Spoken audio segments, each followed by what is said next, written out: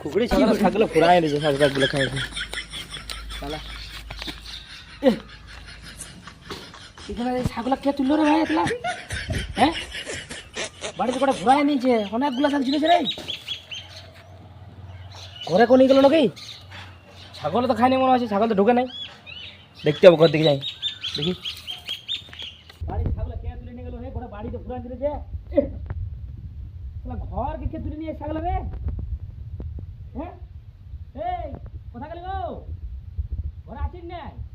কি হলো কিসে দিতে মছি কিসে যাই বলছি ছাগল এটা কে তুলে নিয়ে এলো ঘরকে কেন আমি নিয়ে আলি কতগুলা খেতে পারবি তুই আমি কোন একাই খাবো সবগুলা তবে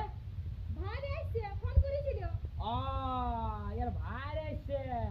তো শাক শাক দুটি নিয়ে যাবে এখন আমরা খাইলে একদিন ঘরে আর তোর ভাইকে দিবে তো লাগে হ্যাঁ তোর ভাই কই লাগাই দে জল জল দে কই তুই ওদের টুকু জল দিবিস না যখন হ্যাঁ এতলা শাক তুলে নিয়ে আইছি আচ্ছা লোক তো তুই তুই তো বিগাই না